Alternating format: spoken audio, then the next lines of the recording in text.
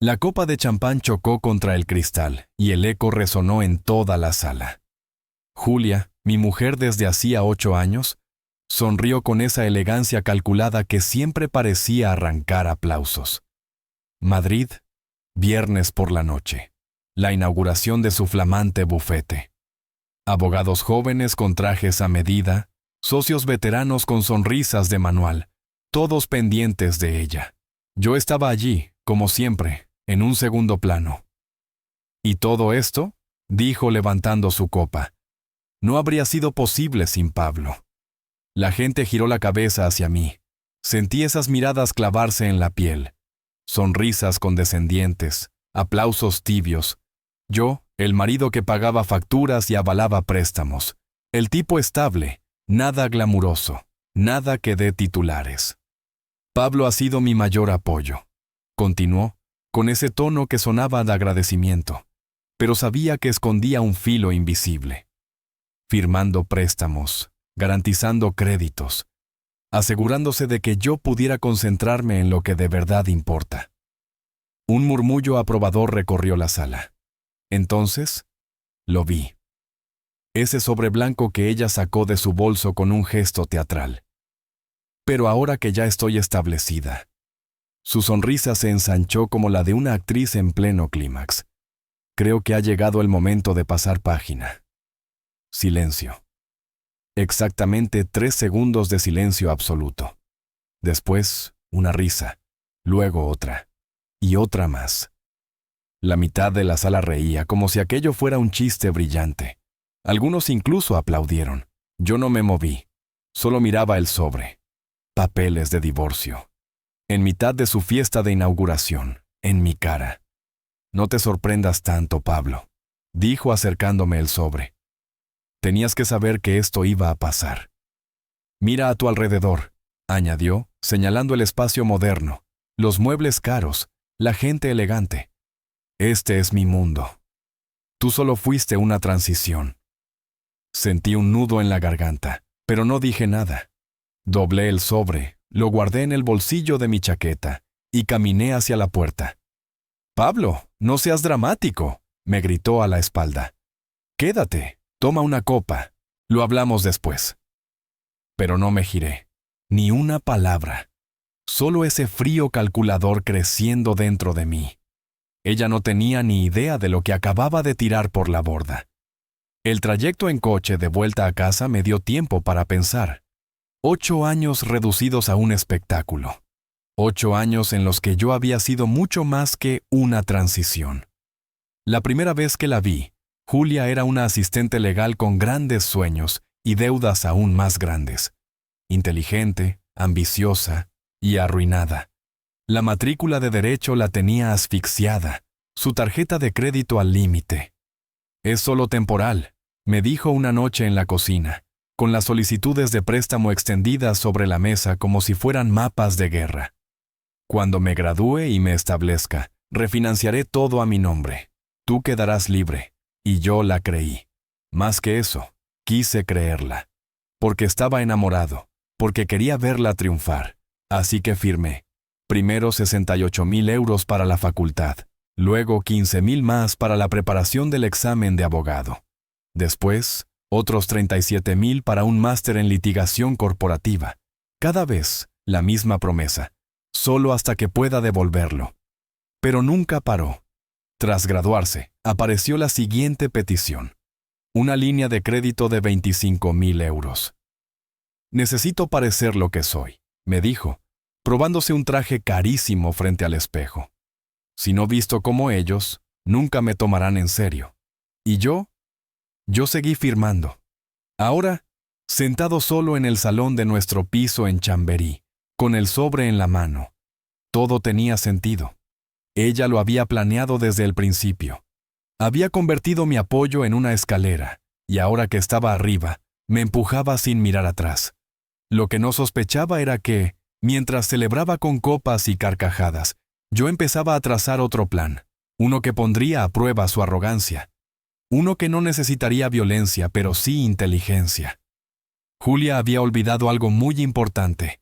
Los cimientos de su imperio estaban levantados sobre mi nombre. y yo todavía estaba aquí. El despacho de Julia brillaba como una joya recién estrenada. Ordenadores de última generación, servidores propios, software carísimo de gestión de casos, suscripciones exclusivas a bases de datos legales. Todo perfectamente calculado para proyectar poder. Todo, absolutamente todo, sostenido con mi firma. Otros 40.000 euros en crédito empresarial garantizados con mi nombre. El seguro de responsabilidad profesional, avalado por mí. El contrato de alquiler de la oficina en el Paseo de la Castellana, avalado por mí. Cada curso, cada cuota del colegio de abogados, cada congreso en Sevilla o Valencia. Todo lo había respaldado yo. Y no es que lo hubiera hecho a ciegas. Guardaba registros meticulosos en hojas de cálculo. Cada euro, cada aval, cada promesa de «luego lo refinancio yo». La cifra total ascendía ya a 223.000 euros. Una montaña de deudas disfrazadas de inversión en el futuro de Julia. Un futuro que, aparentemente, no me incluía. Al principio yo era mi marido, Pablo. Luego simplemente Pablo. Y más tarde, nada.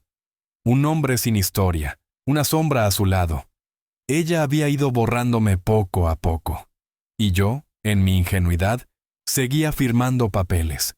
Seguía convencido de que sostener sus sueños fortalecería los nuestros. Las señales estaban ahí. Noches interminables en la oficina con colegas de los que nunca supe el nombre. Viajes de fin de semana a conferencias sin acompañantes. Conversaciones que se apagaban en seco en cuanto yo cruzaba la puerta. Lo veía, claro que lo veía, pero elegía creer. Elegía firmar. Esa noche, sentado dentro de mi coche, estacionado frente a nuestro piso en Chamberí, no sentí devastación. Sentí lucidez. Julia había cometido un error monumental. Pensar que todo lo que yo había aportado era independiente de mi valor. Creía que podía usar mis garantías como un trampolín y luego empujarme fuera de escena. Pero había olvidado algo esencial. En las finanzas, si quitas los cimientos, todo el edificio se viene abajo. Saqué el móvil, marqué el primer número. «Alejandro, ¿estás despierto?» Mi abogado de confianza, especializado en contratos empresariales, contestó con voz cansada. «Pablo, son casi las 11 de la noche. ¿Ha pasado algo?» «Necesito que revises cada documento que he firmado para el despacho de Julia. Cada aval, cada garantía, cada acuerdo conjunto. Quiero saber cómo puedo retirarme de todo». Silencio al otro lado. Después, un suspiro. «Vaya. Entiendo. Puedo estar en mi oficina mañana a las 7. Tráeme todo». Colgué. Llamé a mi contable, luego a mi banquero ya pasada la medianoche. Uno por uno, les expuse la situación. Y con cada llamada, la idea se hacía más clara. Yo tenía más poder sobre la vida profesional de Julia de lo que ella misma imaginaba. Su contrato de alquiler dependía de mi solvencia. El préstamo para su equipo informático estaba a mi nombre. Su póliza de seguro me incluía como garante. Incluso sus suscripciones a bases de datos legales estaban ligadas a una tarjeta empresarial que requería mi aprobación para gastos superiores a 5.000 euros. Era irónico. Ella, la abogada brillante, nunca se había detenido a leer la letra pequeña. Y en esa letra pequeña estaba yo. Yo, el cimiento. Yo, la base sobre la que se sostenía su imperio. Yo, el hombre al que acababa de humillar en público. El juego había cambiado. La mayoría de los contratos que yo había firmado tenían una cláusula clara. Podía retirar mi garantía con un preaviso de 30 días. Y algunos, incluso, permitían la rescisión inmediata si las circunstancias del prestatario cambiaban de forma significativa. Un divorcio, desde luego, entraba en esa categoría. Me serví un café bien cargado y me senté frente a la mesa. Durante horas redacté cartas, notificaciones de retirada de avales, cancelaciones de líneas de crédito, terminaciones de pólizas. 17 documentos en total, cada uno escrito con precisión quirúrgica, cada uno legalmente impecable. Cada uno un golpe directo a la capacidad de Julia de sostener su despacho. Cuando amaneció, tenía las cartas listas, con entrega certificada y acuse de recibo. Miré el reloj. Ella pensaba que me había humillado en público el sábado, pero lo que yo había preparado no era una humillación pasajera. Era un colapso financiero irreversible. Estaba a punto de aprender la diferencia entre tener una carrera y tener el crédito para mantenerla. Me duché, me puse mi mejor traje y salí. Oficina de correos. Despacho de mi abogado. El banco. Cada paso era metódico, frío, calculado. Ella me había entregado papeles de divorcio en un cóctel. Yo iba a responder con interés compuesto. El lunes por la mañana, las cartas salieron. El martes por la tarde, mi móvil empezó a sonar. «Pablo, tenemos que hablar». La voz de Julia estaba tensa, controlada. Esa voz de abogada que usaba cuando quería sonar implacable. «He recibido avisos muy preocupantes», dijo. «No puedes estar haciendo esto». «Qué lástima», contesté sin emoción. «No juegues conmigo. Estas retiradas de garantía podrían afectar seriamente mi despacho. Tenemos que hablar como adultos». Yo estaba sentado en mi oficina de la Castellana, 39 pisos arriba, mirando el horizonte de Madrid a través de las enormes ventanas de cristal. El mismo lugar donde años antes había revisado sus solicitudes de préstamo, donde firmé con mi nombre sus sueños. Pensé que ya habíamos terminado de discutir las cosas el sábado por la noche. Le dije. «Eso fue un error, lo admito. Pero no puedes destruir mi negocio porque estás herido. No eres un niño, Pablo. Estás actuando como si tuvieras una rabieta». «No estoy destruyendo nada, Julia. Solo estoy retirando mi apoyo financiero de alguien que, delante de medio Madrid, declaró que ya no quería mi participación en su vida. Esto no es venganza, es un negocio». Silencio. Podía imaginarla apretando la mandíbula al otro lado de la línea. «Si procedes con esas retiradas», dijo al fin, midiendo cada palabra, «estarás incumpliendo nuestro acuerdo matrimonial de apoyarnos mutuamente en nuestras carreras. Podría demandarte por interferencia intencionada con mis relaciones comerciales». Casi me reí. ¿Nuestro acuerdo matrimonial? Julia, tú misma me entregaste los papeles del divorcio en un cóctel. Creo que ese acuerdo ya no tiene validez. Los compromisos financieros no desaparecen con el matrimonio. No, no desaparecen. Pero resulta que la mayoría de los contratos que firmamos incluyen una cláusula de retirada en caso de cambio de circunstancias.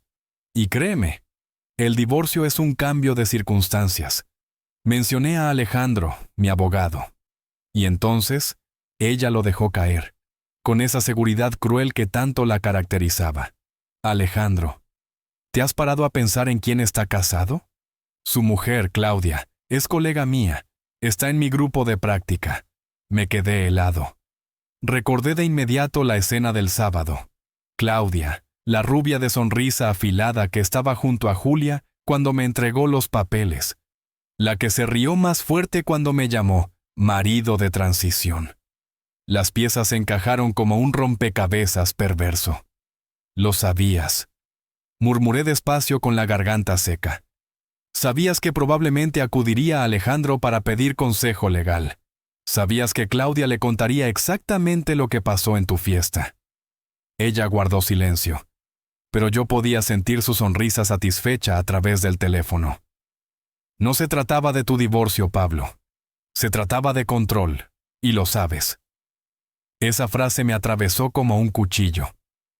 Julia había orquestado la escena del sábado no solo para humillarme, sino para asegurarse de que incluso mis propios aliados estuvieran contaminados por su red de influencias. Pero lo que ella no entendía era que, aunque hubiera movido piezas en el tablero, yo aún tenía en mis manos la carta más poderosa, la base misma de su imperio, y estaba dispuesto a retirarla.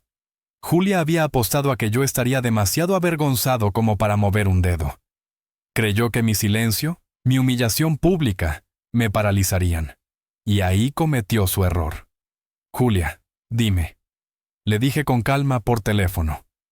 ¿Alguna vez en toda tu formación legal estudiaste el concepto de destrucción mutua asegurada? Se hizo un silencio breve. ¿De qué estás hablando? Es sencillo. Cuando ambas partes tienen la capacidad de destruirse, ninguna actúa. Funciona solo si ambos valoran el resultado por igual. No entiendo a dónde quieres llegar. ¿Crees que no voy a seguir adelante con las retiradas? ¿Porque Claudia le cuente a Alejandro detalles de nuestro matrimonio? ¿Porque pueda quedar mal en tu círculo de colegas? Sonreí, mirando el horizonte de Madrid a través del ventanal de mi oficina. Me da absolutamente igual. Tú necesitas mi crédito para sobrevivir. Yo no necesito su aprobación para prosperar. Hubo un silencio pesado al otro lado de la línea. Pablo, seamos razonables. Podemos arreglar esto. Estoy siendo razonable. Estoy tratando esto como lo que siempre fue, una transacción comercial. Tú lo convertiste en negocio, y yo ahora lo gestiono como tal. Su voz se quebró apenas, más pequeña, menos segura. ¿Qué quieres? Que entiendas lo que tiraste el sábado por la noche, que reconozcas que tu marido de arranque sostenía cada ladrillo de tu vida profesional. Y después, que aprendas a ejercer la abogacía sin mí. El jueves por la mañana llegaron los primeros golpes. La compañía de préstamos comerciales notificó a Julia que, sin mi garantía, debía presentar un aval alternativo o pagar 67,000 euros en 30 días. El viernes, la financiera de equipo se sumó 42,000 euros de deuda inmediata o la devolución de ordenadores, servidores y software. Pero lo peor llegó esa misma tarde. La cancelación inmediata de su seguro de responsabilidad profesional. Sin seguro no había despacho. Era así de simple. Yo estaba revisando informes trimestrales cuando mi asistente asomó la cabeza. Señor Álvarez, hay una señora Julia aquí para verle. Dice que es urgente. Hazla pasar. Julia entró. Su imagen hablaba más que cualquier alegato. El cabello recogido a toda prisa, sin maquillar, vaqueros en lugar de sus trajes de firma, y los ojos rojos de no dormir. Pablo, por favor, tenemos que hablar, dijo, casi susurrando. Se sentó frente a mí, en la misma silla en la que tantas veces había pedido mi firma para respaldar sus sueños. Te escucho. Mi seguro se ha ido. El banco exige 67,000 euros para el próximo viernes, o ejecutan el préstamo. La financiera amenaza con embargar todo. No puedo sostenerlo sola. Me recliné en mi silla, observándola. De verdad observándola. 8 años de matrimonio y era la primera vez que la veía sin máscara. ¿Recuerdas lo que me dijiste hace 8 años, en mi cocina, cuando me pediste que avalara tus préstamos de derecho? Pregunté despacio. Ella asintió, con lágrimas comenzando a brillar. Dijiste, solo necesito que alguien crea en mí hasta que yo pueda creer en mí misma. Necesito un compañero que entienda que invertir en mi futuro es invertir en el nuestro. Se cubrió la cara con las manos, temblando. Y yo lo hice, Julia. Creí en ti. Avalé 10,000, luego 40,000 más. Después tus equipos, tu seguro, tu oficina. En total, 223,000 euros de mi crédito sosteniendo tus sueños. Lo sé. Sollozó. Te estoy agradecida. ¿De veras? Porque el sábado por la noche dijiste, delante de todos, que yo solo era un marido de transición, que había cumplido su función y ahora podía ser descartado. No lo dije así. Lo dijiste exactamente así. El silencio cayó en la oficina como un peso insoportable. Por primera vez en años, Julia no tenía un argumento preparado. Sí, Julia, lo dijiste, y lo dijiste palabra por palabra. Le respondí sin pestañear. Te convenciste de que podías aprovecharlo todo y luego marcharte sin consecuencias. Pensaste que un título universitario te blindaba del hombre que puso la base de tu éxito. Abrí el cajón del escritorio y coloqué frente a ella una carpeta gruesa. Dentro estaban las copias de cada contrato, cada aval, cada documento que ligaba mi estabilidad financiera a su despacho. ¿Sabes cuál fue tu error? añadí, apoyando un dedo sobre la carpeta. Creíste que los cimientos prestados son firmes para siempre. Pero si quienes los sostienen deciden retirarse, todo lo que hay encima se desploma. Ella tragó saliva, los ojos fijos en ese dossier que de repente parecía un arma cargada. ¿Qué esperas de mí?, susurró. Quiero que vuelvas a tu círculo de colegas y reconozcas lo que ocultaste. Diles que ese bufete que tanto presumes no surgió de la nada, sino de un crédito al que nunca habrías accedido por ti misma. Diles que tu marido de transición fue, en realidad, tu verdadero socio financiero. Sacudió la cabeza con desesperación. Eso arruinaría mi nombre para siempre. Tu nombre ya está en ruinas. Tu seguro fue cancelado. Tu banco te exige cifras imposibles. Y pronto, tus compañeros descubrirán que no puedes gestionar ni tus propios números. La única cuestión es si aprenderás algo de esta caída. El silencio se extendió. Finalmente, murmuró. ¿Cómo pude engañarme tanto? Te creíste tu propio mito, le contesté. Olvidaste que el éxito que se levanta con las manos de otro nunca es realmente tuyo. Ese mismo fin de semana recibí la llamada que esperaba. Pablo, soy Claudia, dijo con un tono tan frío como medido. Tenemos que hablar sobre Julia. Claudia. La misma que se rió con sorna cuando mi esposa me entregó los papeles del divorcio en medio de su fiesta. Ahora, al teléfono, tratando de negociar. ¿Y de qué situación hablas exactamente?, pregunté. No te hagas el inocente. Tu decisión de cortar el respaldo financiero ha puesto al bufete de Julia contra las cuerdas. Esto va más allá de ella. ¿Más allá? Sí, había compromisos con clientes, expedientes importantes que íbamos a derivarle. Si su despacho se hunde, la red entera se verá afectada. Ahí encajaron todas las piezas. Julia no solo había montado su carrera con mi crédito, también había tejido promesas con otros despachos que ahora quedaban en evidencia. Mi retirada no solo la hundía a ella, arrastraba la credibilidad de quienes apostaron por su supuesta solidez. Dime, Claudia, pregunté con calma. Ella se presentó en vuestro círculo como una mujer que lo construyó todo con esfuerzo propio, ¿verdad? El silencio fue la respuesta. Lo que no contó, proseguí, es que durante 8 años utilizó mi crédito para sostener cada paso de su escalada. Y cuando creyó que ya no me necesitaba, intentó borrarme de la ecuación. Esto suena a venganza, replicó Claudia. No, esto es pragmatismo. Ella misma declaró que nuestra asociación estaba terminada. Yo solo estoy confirmando lo que dijo.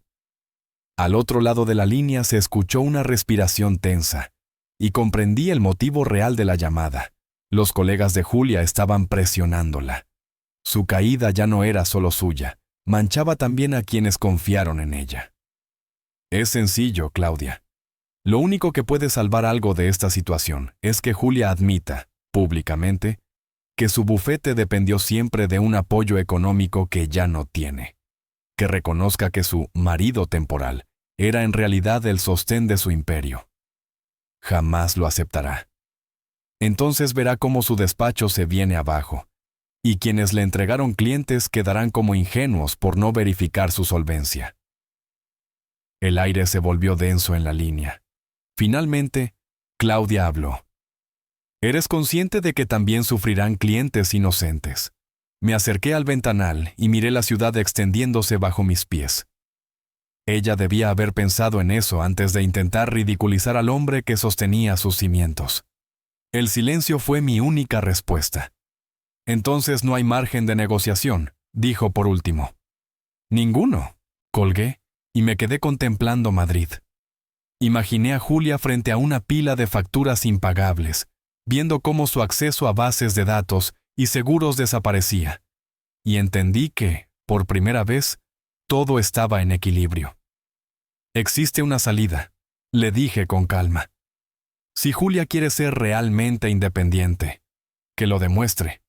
Puede comprar todas mis garantías, los 223,000 euros que sostienen su bufete, que liquide cada préstamo, cada línea de crédito que lleva mi nombre. Entonces, y solo entonces, podrá ejercer libre, sin mi sombra. Claudia guardó silencio al otro lado del teléfono. Finalmente, murmuró: no tiene esa cantidad de dinero. Entonces no es independiente, ¿verdad? Respondí. Porque esto no es sobre billetes, es sobre respeto.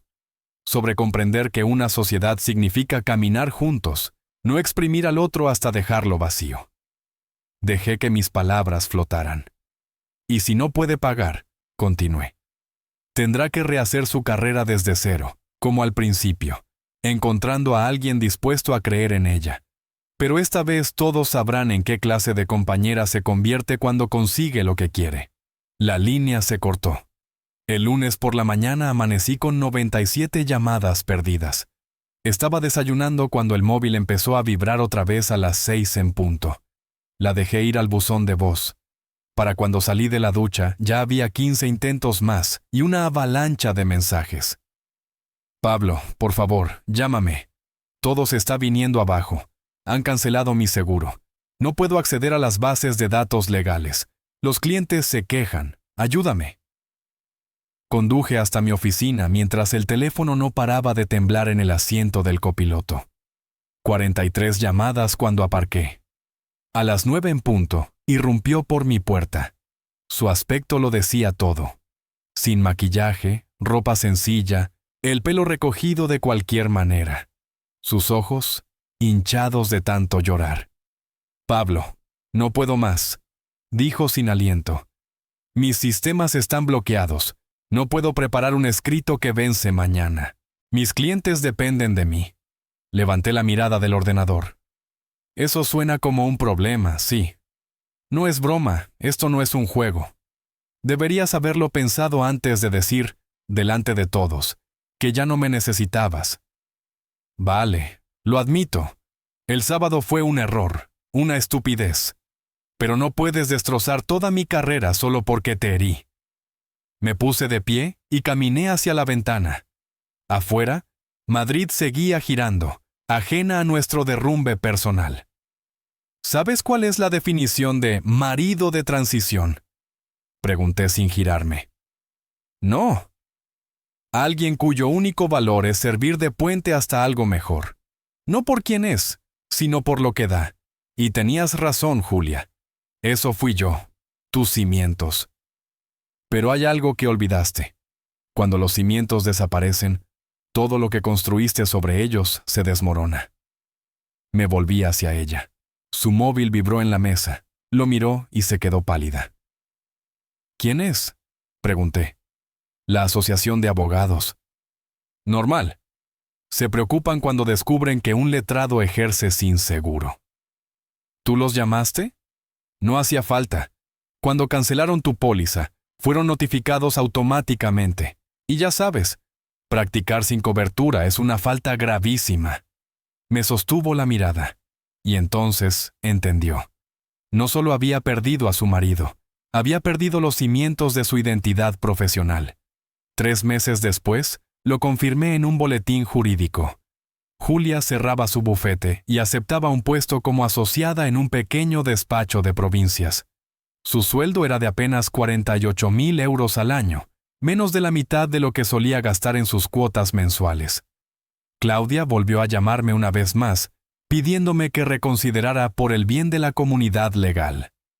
Yo le respondí que, quizá, la comunidad debería aprender a verificar la estabilidad financiera de quienes recomiendan antes de confiarles clientes.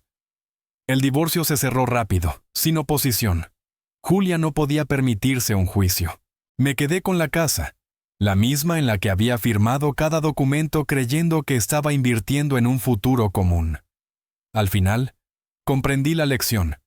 Cuando alguien confunde apoyo con debilidad, olvida que los cimientos también tienen poder. Y cuando deciden moverse, todo lo demás se derrumba. Convertí lo que antes era su despacho personal en una biblioteca tranquila. Por las tardes suelo sentarme allí, rodeado de libros de estrategia y liderazgo, pensando en lo fácil que es confundir una alianza verdadera con una explotación silenciosa. Mi propia firma de consultoría creció en esos meses. 3 clientes importantes llegaron tras el colapso del bufete de Julia. Al parecer, tener fama de alguien que no permite que se aprovechen de él resulta ser una excelente carta de presentación. Los límites claros atraen respeto. Alejandro decidió dejar de representarme. Conflicto de intereses, dijo, por la relación profesional de su esposa con Julia. No me importó. Encontré un abogado aún más competente. La semana pasada recibí una carta con su letra. Era de Julia. En ella pedía disculpas. Decía que se había dejado llevar por la necesidad de impresionar a los demás y había perdido de vista lo que realmente tenía valor. Terminaba con una súplica. Espero que algún día podamos ser amigos. No terminé de leerla. La arrugué y la tiré a la papelera. Hay puentes que, una vez incendiados, jamás merece la pena volver a construir. Hay cimientos que, una vez retirados, dejan ver con claridad qué era lo que sostenían. De vez en cuando paso por su antiguo edificio de oficinas. Donde antes estaba su bufete, ahora funciona un estudio de yoga. Un espacio sereno, quizás más útil que aquella fachada de poder vacío. Y pienso que, a veces, la lección más dura y más justa que alguien puede recibir es recordar lo que tuvo, justo en el momento en que lo pierde para siempre.